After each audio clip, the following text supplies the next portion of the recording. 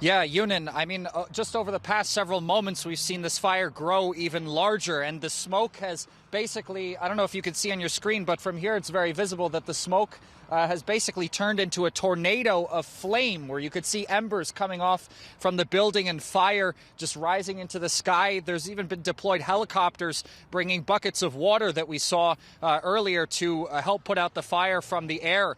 There's obviously tons of firefighters working on the scene. Over 50 brigades of emergency services workers have been deployed here, both from Moscow region as well as from Moscow city as well.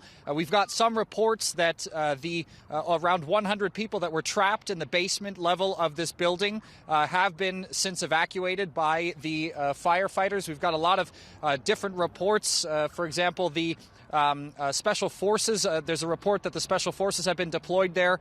And we've also, unfortunately, got reports of higher casualty numbers as well than was originally reported. According to media reports, they say that there's over so far 130 confirmed casualties, many being rushed to nearby hospitals. At least one explosion was reported being heard in the building. And there were also eyewitness reports earlier on from people, obviously, who suffered through this what's now being called a terrorist attack, according to Russia's investigative committee, that they had heard explosions as well. That's likely to be the cause of the fire, alongside the shooting that took place, where at least 5 masked men with assault rifles opened fired on this musical concert that was taking place in this hall. Apparently, basically all of the seats were taken, all of the tickets were sold, and this area where this took place, according to reports, can hold up to 6,000 people. So this is a place where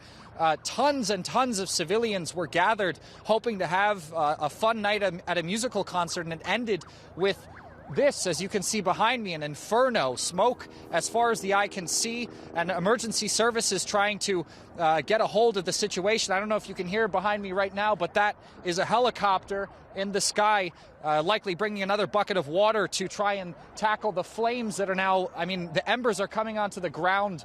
I hope another fire doesn't start on the bottom floor, but it's just an absolutely crazy scene.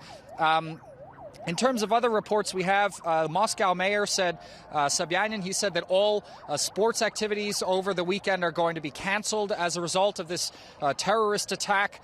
And, you know, one of the initial indications that this likely wasn't a terrorist attack was the fact that just about a week or week and a half ago, the American embassy and British embassies in Moscow, they had warned citizens of the UK and the United States that there was likely to be an imminent terrorist attack in Moscow and that they should leave the country. So this begs the question, if this terrorist attack was an act of state-sponsored terrorism from Western governments.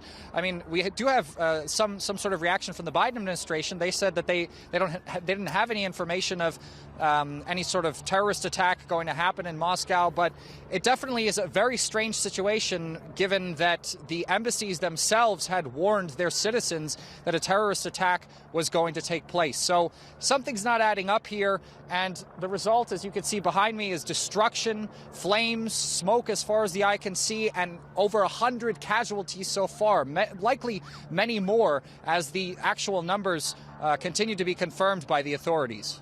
Yeah, and